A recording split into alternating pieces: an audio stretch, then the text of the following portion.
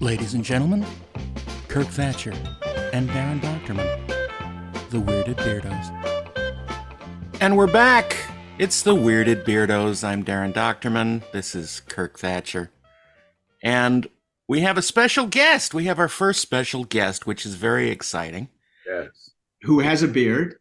Who has a beard. Yeah, I mean, that's the requirements. Yes. So I'm or a beardo. Fellow Beardo, Alan Munro, who is a director, producer, a visual effects supervisor, a storyboard artist, a weirdo, a layabout, and a hell of a merengue dancer, I'm told. Yes. Oh, that's meringue. Both, actually. Welcome to the Beardos. We had a little bit of a snag this morning trying to get the don't call it that. The computers to work, but we're here. I've got my tin can is tied to a string now. So nice, good. We're fully communicating. Pull it taut. The weird, from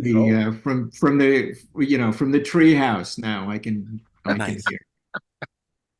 Marvelous, simply everything. Marvelous. Well, welcome to our little corner of nothing. I see that, and a fine corner it is. I'm trying to make out everything in the background of your. Oh, yeah, we've got a. The last time it was a beach, so. Yes, we changed it up. Now we get. Now I'm broadcasting from my living room, and living from my broad room. No, there's like a look like a French bronze or something. It's actually a ceramic. It's an Austrian ceramic from the turn of a gold, like a 19th century like Austrian. Yeah, Goldschneider. I'm a fan of an aficionado of the Art Nouveau style. So yes, as am I. Oh well, yes. Alan, welcome. Yes. So your career sounds very much like our careers, like under the umbrella of I do art. Only more so. Yeah. So since Darren knows you, so usually, I think most of our guests, at least in this first year, are going to be people that we've worked with or know who are in the biz. I will have him field the questions because I'm like, so what do you do? Kirk. Well, I having listened, by the way, I realized with you, my sort of Muppets adjacent connection is I used to be quite good friends with Lyle Conway. Oh, yeah. Very well.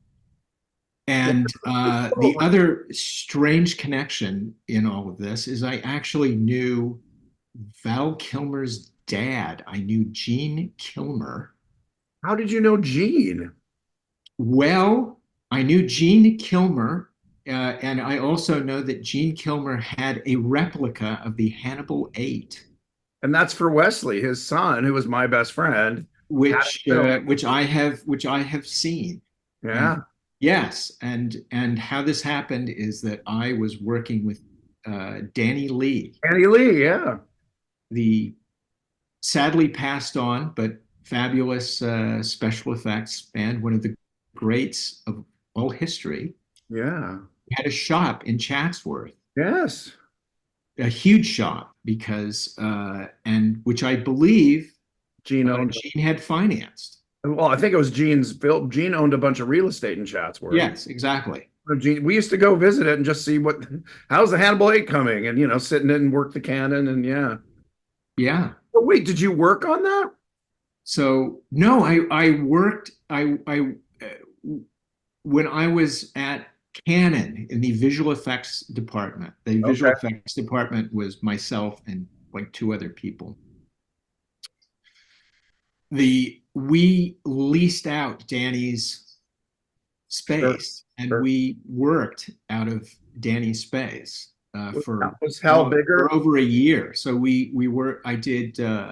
I worked on Invaders from Mars. We did stuff there, and that's the Toby Hooper, the remake. Yes, not William Cameron Menzies. Menzies, right? But Stan Winston made the creatures, and Bill Stout designed them, and But Was Hal Bigger working there anymore? He was part of Danny's crew working on the Hannibal 8. No, That no, I no. remember. That was had long been Right. done, and he knew I was a fan of, Ah, you know, I would That I would stuff. talk to Danny endlessly about his former resume. right. Well, Like the only person who actually knew like what the hell any of that stuff was, and so I was like good. asking him about the Great Race, and he just Yeah. sort of because I posited actually to Danny that of course that the Hannibal 8 didn't actually fully work because you never actually see it fully in frame do There its were, I think, there thing. were And four. he like said the hell it doesn't actually work. It And drove not it. only does it work, I will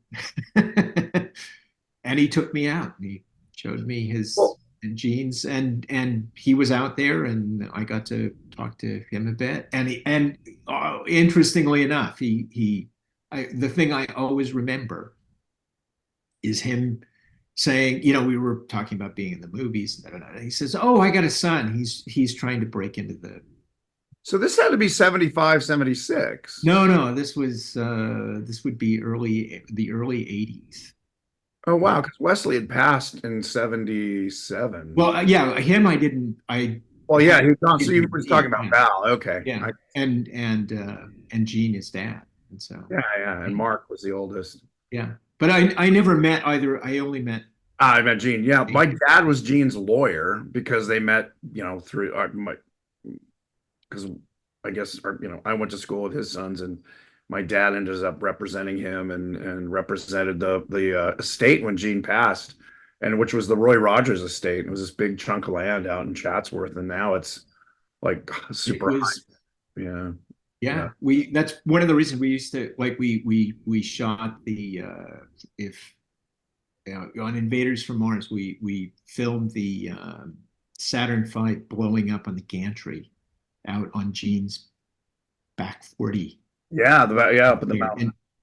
And actually there was a huge wildfire going on, and we actually got worried because it was even though it was the dead of night, but it was actually making so much ambient red orange in the Wow. sky.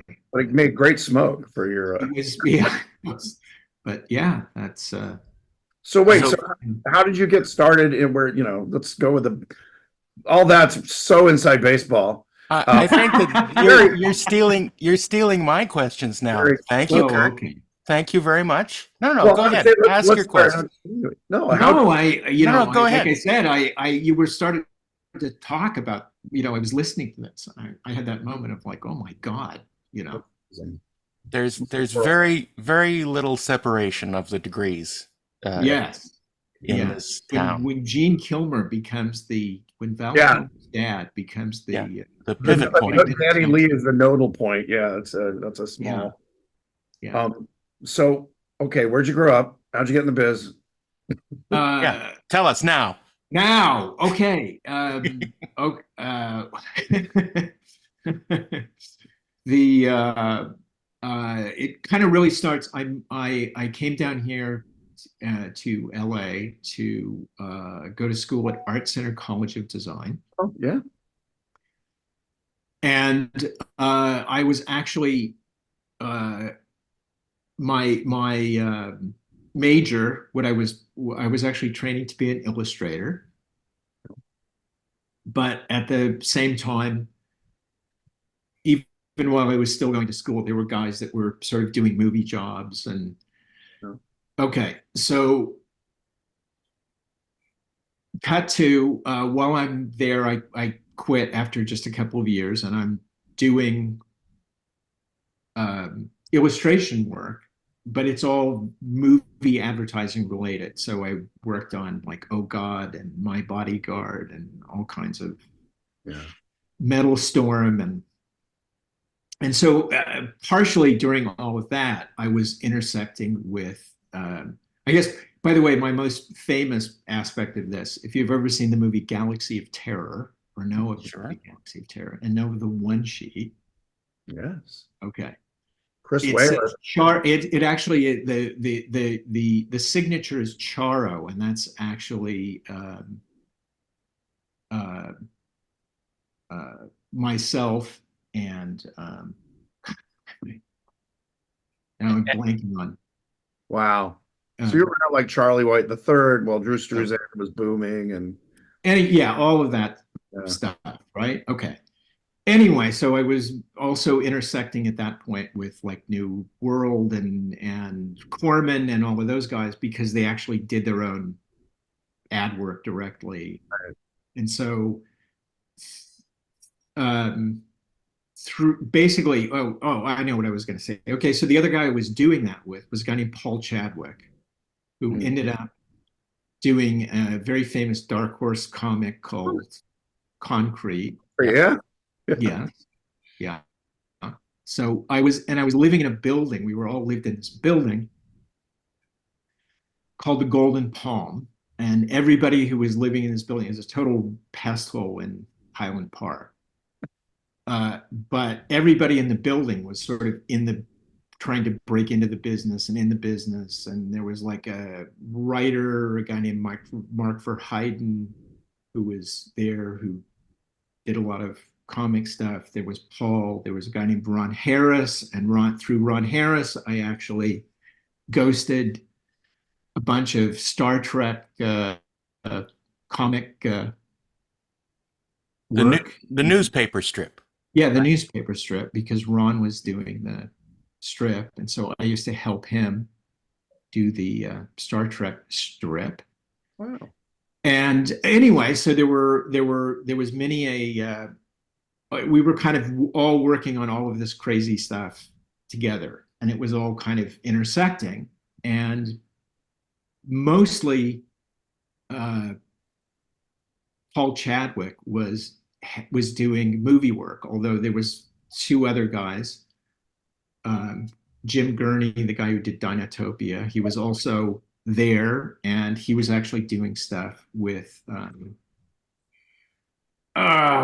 Fire and Ice. I can't think of Ralph Bakshi. Actually, yeah. Yeah, so then I was sort of helping out a little bit on that stuff with Bakshi, and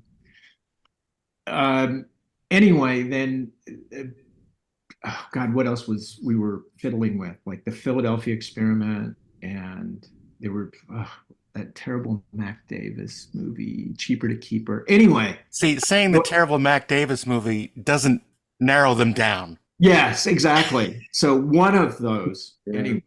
Yes.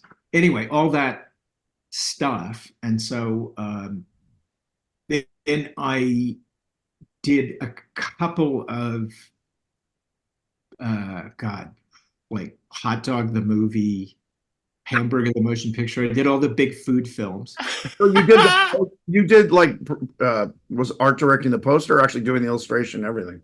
I was doing storyboards, and this was all storyboard work and design work, and like you moved out of working on matte paintings for backgrounds. And oh wow, okay.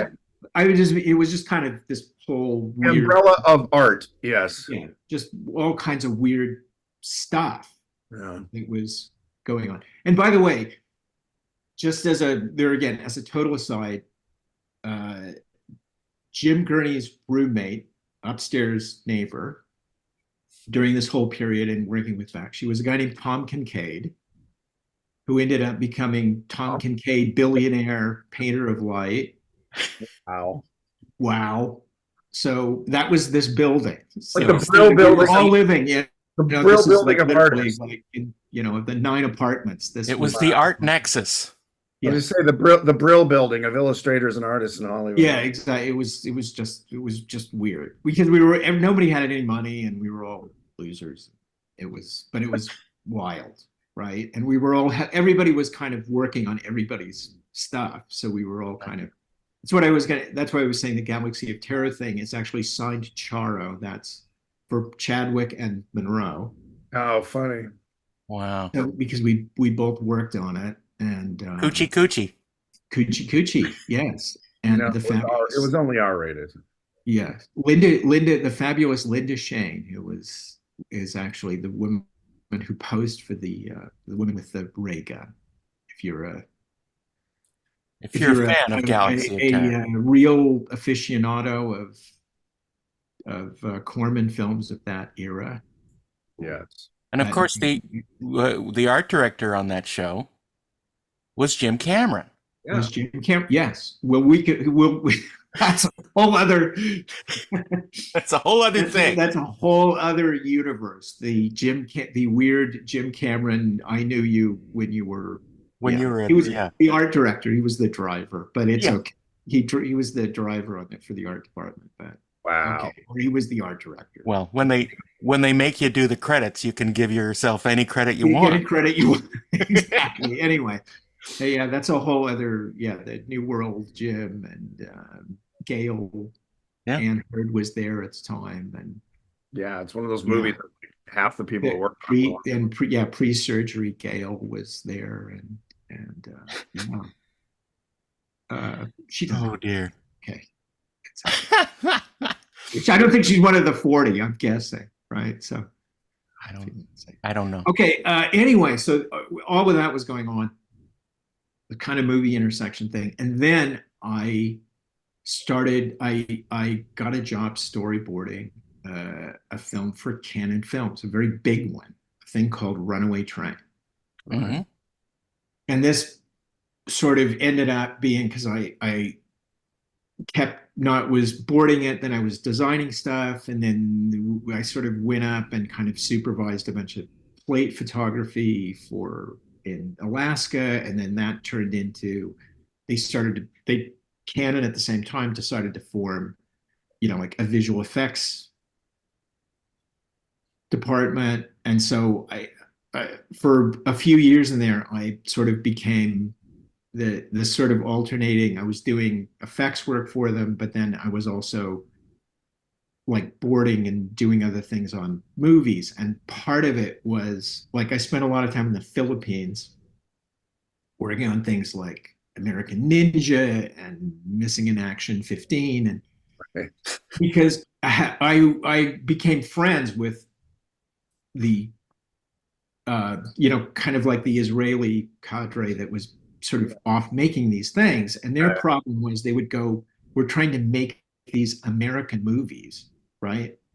But there were no Americans working on these movies. So they were trying to write them and direct them. And actually, English was like a third language for everybody.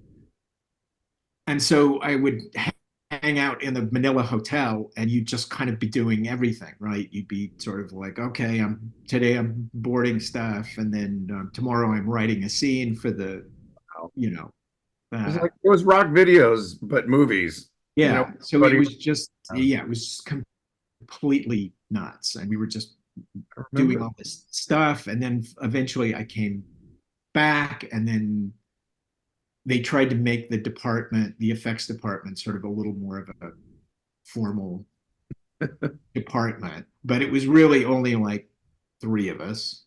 And we were just kind of doing, let's put it this way. My favorite moment, there used to be, we were all in 64 Sunset. That was the building Canon was in, and we were variously on about 4 floors of the building. But in the basement was a screening room, a big one. And that's where we used to screen stuff.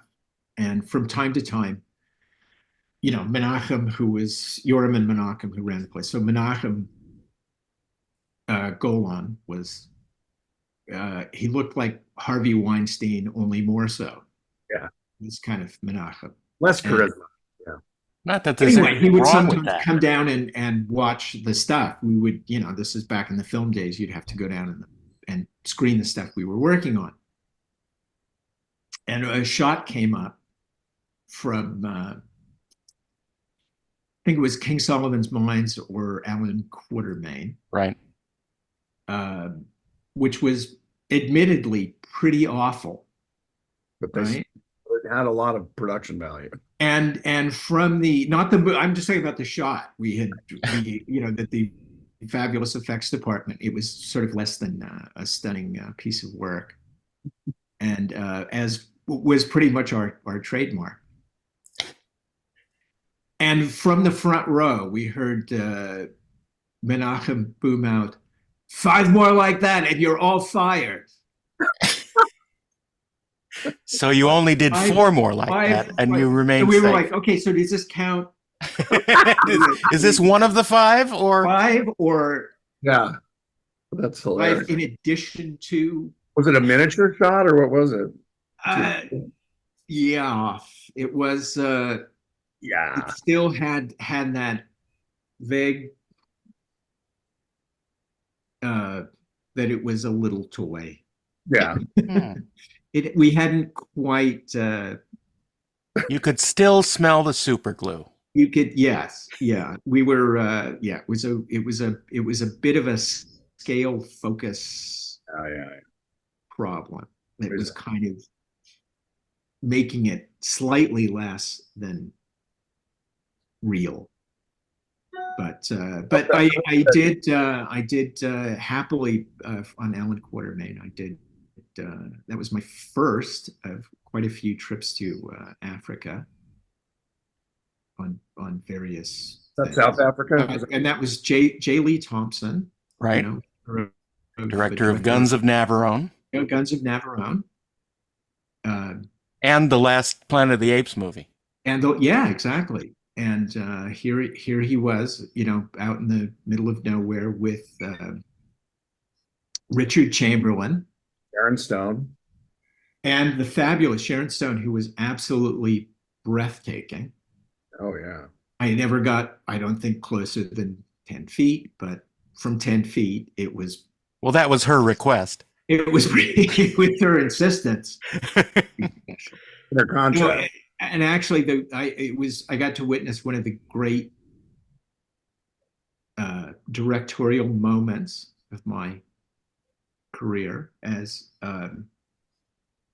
Jay Lee was explaining to Richard Chamberlain that he was he was running down this path, escaping the natives who were chasing him, right? And they had already planted a spear, so they were throwing spears right, way behind him, so they would get stuff sort of through frame. Right. And then they were going to wobble one in the foreground, and the camera would find it, right? And the idea was that Richard Chamberlain would, grab it and turn and, chuck it back. Right. Okay. So I guess I'm not talking too far out of school to say that Richard Chamberlain is a bit fey. How do we say this? What? Less masculine than the average man. Right. Yes. And so Jay Lee, he's backed up, and Jay Lee is ready. He's like, "Okay, Richard, action!" And he comes running down the path, and he stops, and the thing is like wobbling, and he's kind of a little bit waiting for it to calm down, and then he lets it down like that. And Jay Lee goes, butch it up, Richard, butch it up. Oh, That's hilarious. Yeah, so it's kind of my, the most memorable direction I've ever. Butch it up. It's very British too. Yeah, that's awesome. Yeah. Sadly, he was a very nice man. Yes. Now he was alcohol had kind of ruined his. Like many British actors. And he was trying to dry out and sort of. Well, that was his first mistake. Yes. So he just kept the buzz on, maybe. Yeah. Oliver Reed, Richard Harris, Peter O'Toole. I mean, they were all like classic alcoholics. The thing that I remember someone telling me, they worked on Gladiator, a makeup artist over in wherever they shot it, and he said Oliver Reed would go out drinking with the Grips and whoever wanted to join till like 3-4 in the morning, and then be in the makeup chair at 6:30. I mean, it's almost passed out, but when he was on set, he knew his lines. Like they just rose to the occasion, but had to be carted to set. Yeah. we did the in Africa. We did the Oliver Reed thing, and that was also at a time. James Booth. I don't know if you remember. He's mostly famous. Have you ever seen the film Zulu? Yeah, oh yeah. Yeah. He played Hook. He played the bad boy. He's in quite a few other films. Okay. Anyway, he sort of turned into this sort of actor, writer, quasi producer, and he was forever in South Africa. We're making all these, like, churning out all these shitty films that Canon didn't make, all the shitty ones that Canon didn't make in the Philippines. We made in South Africa. So you kind of, those were the main places that you bounced between. Yes. Which, by the way, were actually what that was all about. It was essentially, the Canon model at the time was the same model as a variation on the Corman model, which is they would basically go to countries where there were currency restrictions. In other words, the thing about South Africa was you could only take, if you left the country, you could only take 10, I think at that point it was like 10,000 or maybe it was 20,000 in cash with you. The rest of your assets had to remain in the country, right? Okay. So if you wanted to get money out of the country, how you could launder it would be a movie company would come and you'd say, okay, you give us $1 million to make the movie, and we will pay you 6 months from now 300,000 in pound sterling in the bank of your choice somewhere else in the world. It was a rebate. And so they would literally, so in other words, the money that they had in the country would get spent in the country. Right. And then they would simply, but it was always, the deal was always just a straight cash, 30 cents on the dollar. So you would put up $1 million, and then on the back end, they would only owe the guy 300 grand. Wow. So it just became this way. So that was essentially why we ended up shooting movies where we shot them in those days. It was just about the whole currency restriction thing, how to get around it. And at that point, your effects, physical and special. Well, yeah, it's more visual effects but we're kind of doing all, because it's miniature stuff, and so it's it's a kind of a mixed bag of, you're like you're making stuff and you're gluing nernies on shit and putting together, shitty Jeep models and right. But you're doing that there, not here. You're doing. No, and then see, we would go shoot the stuff play these other places, and then I would. And then a lot of times I was there like on the movie, actually, like doing storyboards and other things, not effects related. And then we would come back to LA and then do like the effects part. So it was kind of, when I was there, it was more about supervising the shooting and all that kind of stuff and kind of doing other. It was what we used to call filmmaking. Yeah. So one job, and you had a union that controlled it, and that's all you did. It was kind of that's what I mean. It was still the Wild West. Oh God, it was literally like, you're here, you're available, and you're dumb enough to say, sure, you need, sure. You'll do it for $600 a week, American money. Yeah. So you just. So when did you transfer into like production design or directing or all the other things in your resume? Okay, so I'm doing all this stuff at Canon and and okay, and then at the same time, and this is Paul Chadwick again. Oh, wait a second. No. So through I gotta think about this. Okay, there's kind of two streams. So I'm doing the Canon stuff, and then the hot dog hamburger guys. This is like Ed Feldman, and I don't know if you knew Edward S. Feldman.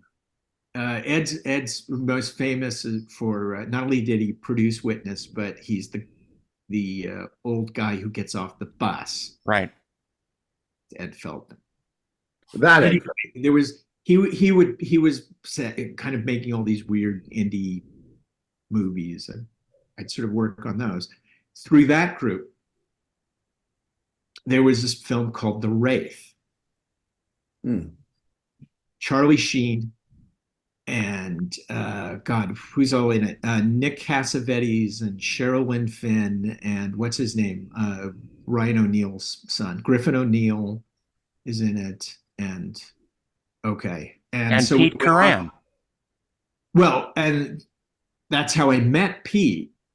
Was actually, so I was doing kind of a bunch of stuff on that same kind of drill with like shooting stuff and they had this because it was a sci-fi thing. There was this whole opening effect sequence and about how the car it's about a car from the supernatural whatever. And so I said, sure, I can do this sequence. And so I took charge of this sequence. And then through that was actually how I met Pete Coran, who was Lucas, Star Wars, kind of like one of the original recipe guys on that. So that's how I started working for Pete. Now, also at that time, that they were the same company that was doing that was working on a film called I think it was called The Gate. The Gate, right? Which was Randy Cook. Randy Cook, Greg Reardon, yeah. Yeah, so that's how I met Randy, and so then. Wait, you mean Randall Cook? Oh, thank you, Randall William Cook. Yes, Randall William Cook. Yes, listen. Hi, Randy. Love you, Randy, and we're glad Love you're. you. Yeah, well, love you. He's very good. I don't think he's one of the 40 either. He will be. When it gets to be 50 or 60, then he'll be jealous that he wasn't a member of the 40. Dare you? Anyway, so then there was that whole side of the family.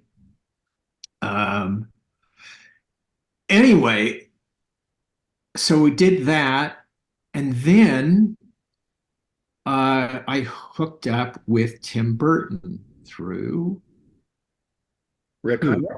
Chadwick, through Paul. Okay. And then we were finishing. He was finishing Pee-wee, and so I sort of got around all the Pee-wee thing, and then we were starting Beetlejuice. So you know Rick Heinrichs then? Very well. Yeah, I mean Rick and I shared an office for. Wait, not the one. Rick and I also did, Sleepy Hollow together. Right, but not the one in Pasadena. You didn't share. What do you mean not? Yes. The one above Stats. Oh yeah. That's the. Oh my God, yeah. Dave Fincher and I visited that before.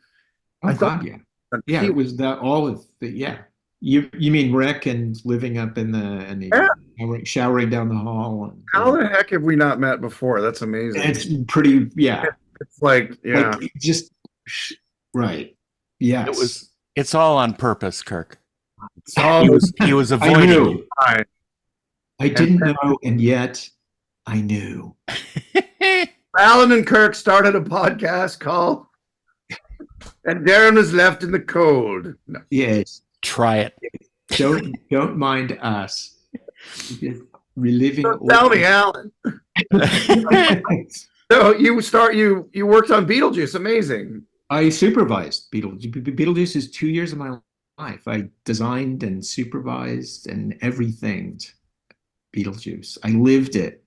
Wow. So you know Vinito, and I know tons of people that worked on that. I mean, besides Rick. And was Joe Ranft? Did he work on that, or was he already at Pixar then? No, he was already gone. But he was kind of in that part. He was just kind of like Henry. Like that's where I met Henry Selick, but he didn't work on it. Met Henry Selick. Whoa. But Henry was sort of around then. I don't know if you remember, there was a sculptor, Leo Rhine, who was. No, I didn't know him. Okay, because Leo, when in terms of because we were designing all the critters and all that kind of stuff, and Leo was kind of integral in that. I met Leo on Monster House. He was our art department sculptor. Yeah, he was great. So the Kyoto brothers worked with them too, because they were did a lot of those stop motion stuff. Uh, what? Kyoto brothers. So you worked with them because they did all those stop motion stuff. No, on Beetlejuice? No. I thought they did. Beardos? No, no. Doug Beswick did Oh, the sure. Sandworm. Yeah, yeah. For some reason, I thought Doug was great, and Ted Ray Mm-hmm. did the snake Beetlejuice snake stair. Yeah, stair rail. wow. Yes. So that must have been was it fun or was it like And do you know Tim Lawrence? Tim Lawrence did the replacement animation of that was Tim. wow. And who else? Who else was around then? Steve Berg, obviously. Steve was Steve and I built the Sand Planet. And Wow. we actually rented out triangle stages so Steve could do the matte painting of the backing. He actually painted that himself. Now, was it fun to work on? Was it chaos? Was Tim's No, it was the most hellish. There was nothing left of me at the end of that. because of schedule, budget, both? I mean, Budget, there was nothing, but it was, look, I had come from this world where you just did shit, right? Like there was no form, there was no anything to what you were doing, right? And then you're suddenly like on a real movie where they expect order. Yeah. And it just undid me. back then Tim was pretty quiet. Like Tim was not like come in and direct. He was kind of quiet and sort of a classic introvert. Was that frustrating because you didn't know what he wanted, or he was? Oh no. Tim was Tim was very conscious back then of the idea that the Tim Boy Genius was this act that he sort of put on for the purpose of, the executive, right? That was this sort of part that, but as soon as, all the real people, all the important people would leave, he would just go back to being Tim, which was fine and, was fun and interesting. And actually, on that front, the main reason, the original, like how Tim sort of decided, like, yeah, I want you for the job and you're the man for this, is we shared a love for Carl Zeman movies. Oh yeah. If you know Yes. Carl, but we were sort of talking about, He doesn't know. like I'd read the script and he was like, how do you see this? And I was like, well, I got to tell you, it kind of reminds me of, Baron Munchausen. And he was like, oh my God, this movie. And I was like, are you kidding? I mean, I love that stuff. And so then that became like the mantra of like, we're not trying to make it, we're trying to make it interesting. We just care that it's. Well, Tim's art has a very, a non-real look to it. It's very, I don't know, cartoony, stylized. Yeah. I think why it did so well. But when you're making it, was studio like, what the fuck are you guys like? These. Oh my God, the first preview, we scored a 32. Nice. Preview. And as a matter of fact, I remember I had been, like at this point, I'd been on the movie for like a year and a half. And two editor friends of mine, one of them actually, Steve Rivkin, who's ended up being Jim Cameron's main editorial, whatever ever, right? Avatar and all this, whatever. Anyway, so I screened the movie. I showed the movie to Steve and another editor buddy, and they literally, when it ended, they turned to me and they said, "Alan, we're so sorry." To me, I love the movie. I just thought it didn't really have an ending. It just kind of went, good night. You Did know, I? Yeah, well, that the was song no, number. and then the amazing thing was, all right, so the movie's coming out and I'm on another gig, and then I get a call from one of the other people that had been on it, forever, like the way I had been. And she called up and she said, "You won't believe this. I'm down in Hollywood, and there's a line around the block, and it's all kids, and they're all dressed up Wow. like the characters." And we were like, "How do they even?" No, right. But somehow they knew, and it was like just Clark utterly bizarre, just from out of nowhere. Clark Hunter around. So who? Clark Hunter, he was part of the Rick Heinrich's Tim Burton early days. One of the guys I lost touch with, but I didn't know if he worked on Beetlejuice. Not yeah, that one's not Yeah. Did that registered. get you a bunch of work? People were like, oh my God. I mean, once it came out and was a hit, were people like, we want that Beetlejuice feeling? Or Oh God, yeah. Well then, you just after that for a while it became the oh yeah, you're that guy that does that weird yeah, shit. tell me So about but I realize there's actually yet a different connection, a whole that actually ties into the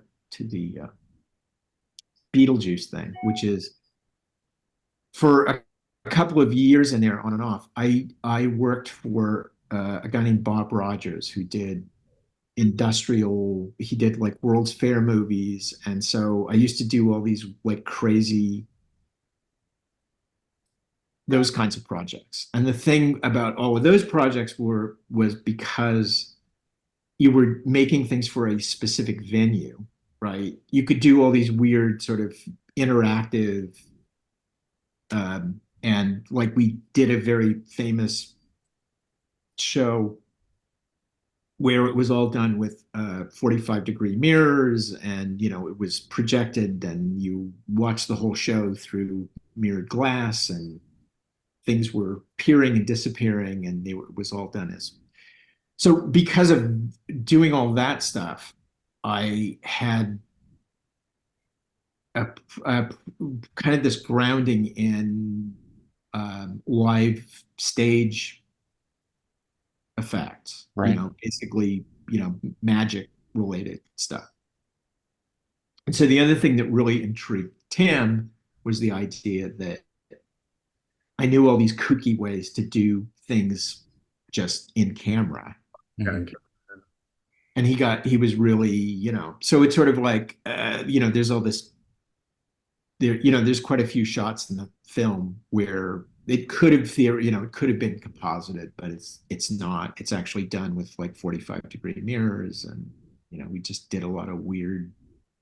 I mean, there's hardly a shot in the film that's done twice the same way. I mean, every shot is just like its own weird ass, which is, by the way, which is ended up what kind of killed me off was because it just becomes too much. When you're trying to, when you're trying to do 5 shots for a movie and you're kind of doing them all differently, it's fine. When you're trying to do 500 and every Yeah. one is kind of like its own thing. Yeah. thing. You got too much setup going on. It was just like, you just couldn't get to all of it. I mean, it was just, and there weren't very many of us. So it was just like me and, a few And other guys. what was your credit on the movie? What credit? Visual effects supervisor. Okay. Yeah. So then, I mean, Darren told me that you worked on the Addams Family films with Sonnenfeld. Oh, yes. And Oh, yeah. Were you effects supervisor on that, or I was effects supervisor and directed all the second unit. you like working with Barry? So Barry, did I hung out with Barry. We talked about wide angle lenses. you? Well, you got to make it wide. Right. Yeah. I liked him. We got along. No, actually, Barry, Barry, working with Barry and working with Tim, one of the things that it taught me is visually, I guess you would say visually, aesthetically, there are really only two kinds of people out there, two kinds of filmmakers you deal with. There are wall people and there are corner people. Oh, interesting. So Tim views the entire universe as flat planes. Yeah. So if you're lining up a shot for Tim, Right. you'd be like this, flat to the wall, and people come and go. They go left to right, Like the Flintstones. this way, right? Hanna-Barbera, yeah. When you work for Barry, everything is 45 into the corner, right? No. And things depth go away from you and towards you. That's very true, and I love that you put it that way, because it turns out, like, actually, you know, when you work with people, you figure out that it's like really they're one or the other. They see the world as sort of like this flat. Well, what's his name? Steve Zissou. Oh God, the director is everything's flat plane. Yeah, and I mean that flat plane guy. And Barry and I talked about wide angle lenses because of exactly that Z depth. And I definitely, in fact, my editor told me that in a different way. He said, I was doing my first Muppet movie and he'd worked with Brian Henson. He goes, Brian likes things like you just said, flat, kind of sees the world kind of more as a proscenium. And he goes, you are always on the bias. You're always on an angle. And I'm like, oh, interesting. And I just thought it's a taste thing, but that's funny that you put it. That's very cool. So yeah, I can see that. Absolutely. Very cool. I'm not going to top that. Good night, everybody. Good night, ladies and gentlemen. Everybody. Alan and his twin brother Munro. So, yes. That's very cool. So, and when did you get into directing or production design or whatever the other? Whatever it is. I have the same problem, man. And people interview me like, well, what is not done? It's easier. Yeah. This stuff. Okay. Well, yeah, I guess the biggest, I guess, design thing, though, I used to do a lot of it for, like a lot of creature design and stuff for a lot of really shitty, 80s sci-fi stuff, has my, handprints all over them. Anyway, at that time, because I was part of it, kind of in that world too, of like, the foam latex universe. Yeah. No, well. So I got a call, and there was a movie how did this work? Okay, so I did all the storyboards for Beetlejuice. Oh, okay. First frame to last, boarded the entire film, right? Because that was kind of what originally I was brought on to do, was, like not only board it, but kind of start working on the idea of how you would do these things, right? Okay. But then it became the boards were done, and they kind of went off to sort of like get a cast and finance. So we kind of went down on Beetlejuice for a while. And during that time, got a phone call. There was this film with this weird Austrian bodybuilder, Arnold Schwarzenegger, a movie called Hunter. And boss had been down there working on it, and they pulled the plug on the whole thing. They were shooting in Mexico, and the whole thing had been a big F up. And they were out of money, and they needed to rethink the whole thing that they were doing. This is Fox, okay? So a few of us came on and reimagined, redesigned, everything what became Predator. And we essentially built a reel of like sort of animation boards and designs and everything. And then they took the pieces of the film that they had already shot, and they cut this together, and they showed it to the executives at Fox. And they were like, "Oh my God, yes, we'll finance the rest of this movie." And wasn't it originally like Jean-Claude Van Damme or something? That was in the Boss, the original Boss. Yeah, because I'd seen version, but it was like a big frog. Yeah, and then it needed like this to basically to walk and move around. There was like they needed an overhead gantry, and nobody had thought about the fact you're in the fucking Mexican jungle, and how is this going to work? And, you know, after all these, you know, X number of days, they had gotten exactly, you know, I think, you know, 2 shots of a frog going, ugh.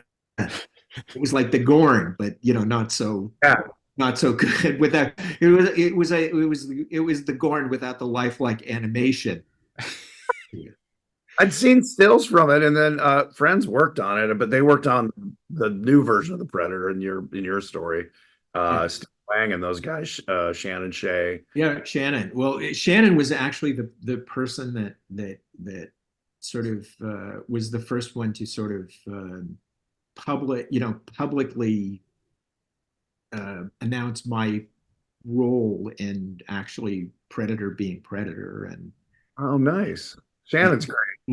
That you know, famously, Stan always told the story of, you know, that the Jaws were, you know, that was a Jim Cameron inspiration on a plane flight, and he'd always, you know, but no, it was like designed that long before. And actually, by the way,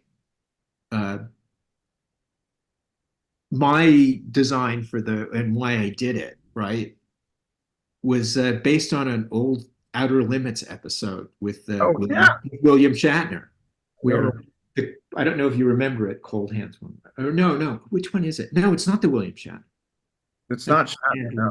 But there's an episode of Outer Limits where the creature is, his head is the 2 thumbs, and its tentacles, whatever, are, you know, it's literally a guy in a glove. You know? Right? I know what we were thinking about how to do this, right? So we thought, well, you know, if you build out the head and then you just had a guy that he could, you know, like do the right? Right. So that was actually the origination of how that was, the design was going to work, and find somebody with a really skinny head. And so you got Jean-Claude Van Damme fired. Yes, and yeah, because anyway, it was also it was a big conceptual rethink, because it was originally that he was the original conception was that he was like a trophy hunter, right? And we sort of reconceived, but that didn't make a lot of sense for, like, if he can just kill them, why doesn't he just effing kill them, right? Right. And so it all got reconceived as, what if this is actually like, he's sort of like a Maasai warrior, and this is like a rite of passage, like, oh, he's actually not, like, you know, he's like a teenager, right? And they send you out to go become a man, and so how you do this is you sort of have to kill a badass. Kill it. Well, yeah, but, you know, kill it with just your bare hands and a laser gun or whatever we decided. But we kind of rethought, so that became sort of like the new basis, and that's actually where the dreadlocks and all that come from. Is now, because he was supposed to be like this kind of. Were you involved with the writers at all, or I mean, was this just no? It was just we were just why don't we, you know, what about this, and what about that, and that makes more sense. One of the funniest changes in all of this, by the way, that I was always like, it's ridiculous. In the original script, okay, how it worked is that the hunter, who will become Predator, but then it was still Hunter, they don't know what's going on. They're fighting this invisible thing, right? And the Arnold character grabs it, you know, in this sort of mono on mono, and so he's having it out with this invisible thing, and they fall off the edge of this cliff, and they go sliding down the mud and into a big mud hole. And when he pops up, so does this creature, and that was the big reveal. The big mudslide was actually about, you now see the creature because now he's covered in mud. So you Right. finally see him. And they ended up if you know the film at all, they reversed it and they said, Right. Arnold now slides into the mud and the mud suddenly somehow makes him invisible Right. too. Kills his heat signature. I thought that was clever. Yeah. So, oh, you do you? Mhm. Well, Way better than the idea of coating way him better with than the chocolate. idea. Well, of course, that was a better idea. Well, it could have been a win-win. It could have been you saw the creature, and then he couldn't see Arnold. I mean, it could have been, but why not both? As the kids. Yes, exactly, exactly. Um, well, see, and that my my whole thing at that point was, well, if we're not going to do that gag, if we're not going to do this for the big reveal, right?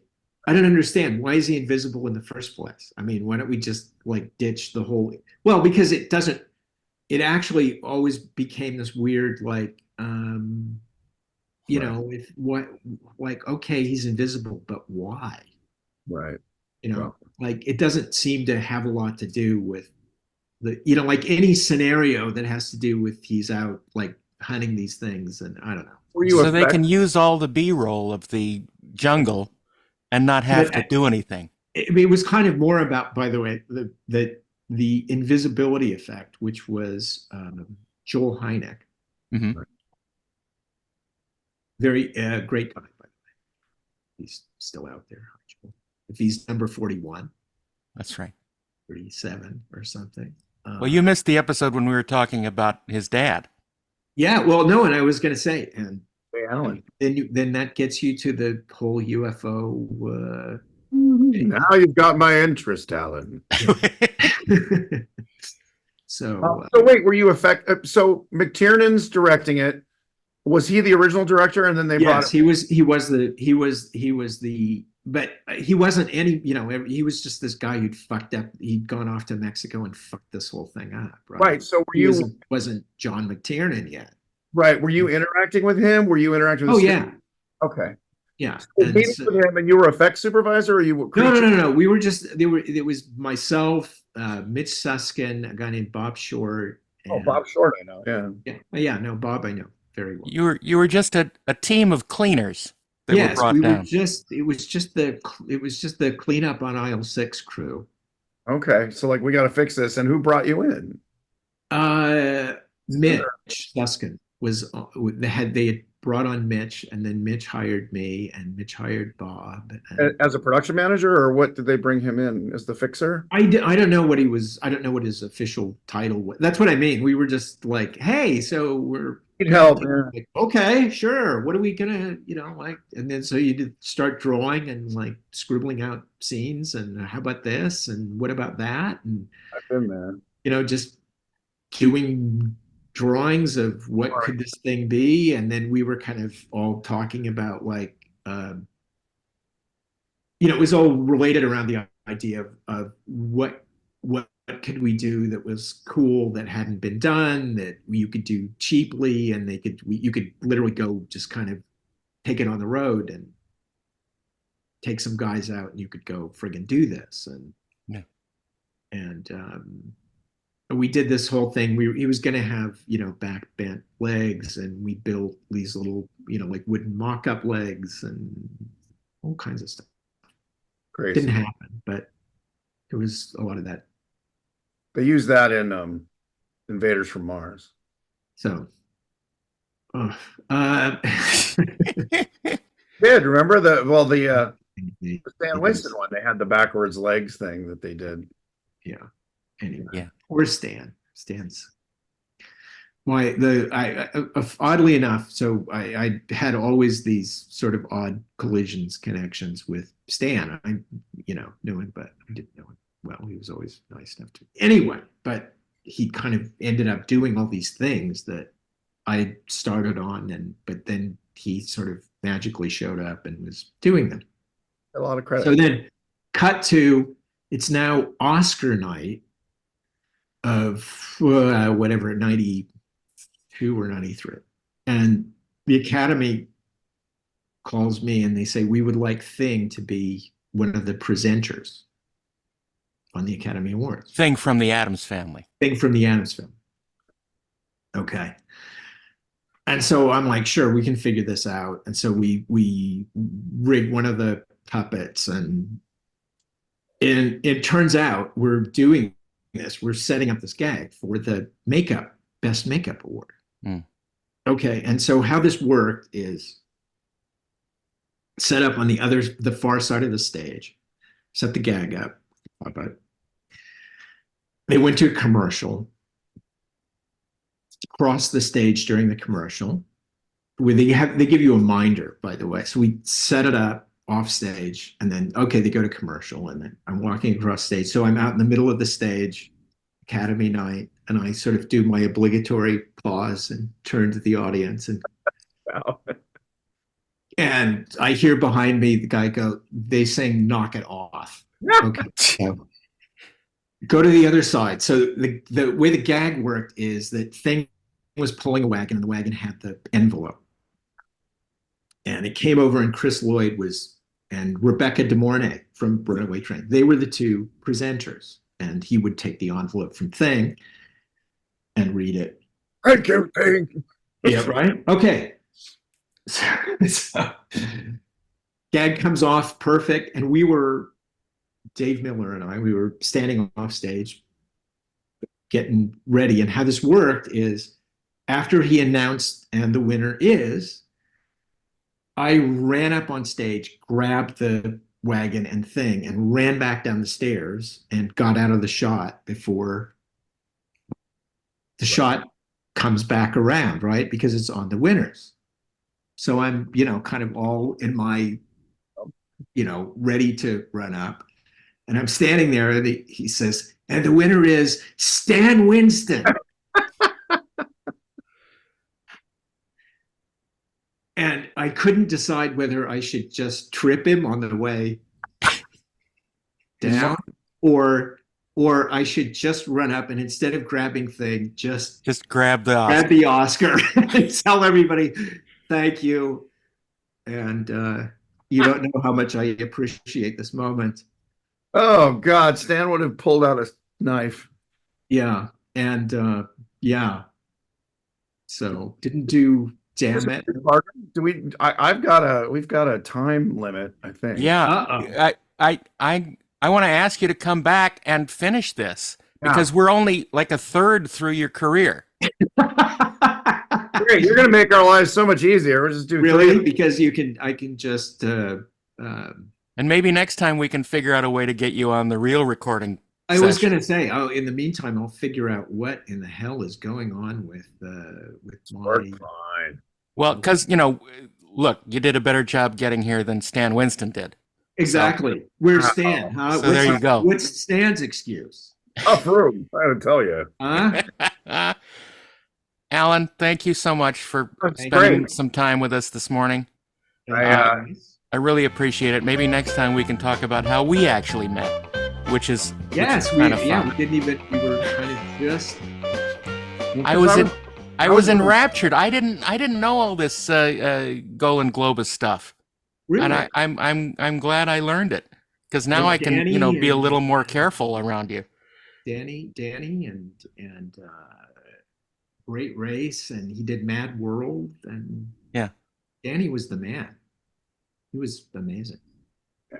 Well, I haven't thought about Danny in years, and his wife was out there. Stop thinking about it.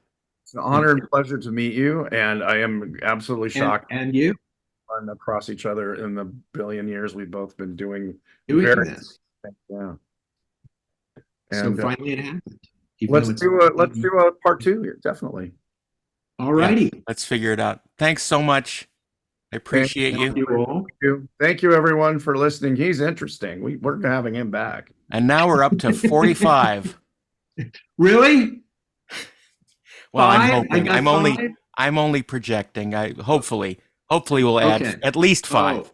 We don't know. I promise to deliver at least 100 viewers within the next year. Alan Munro, thank you for joining us on the Weirded Beardos. See you next time.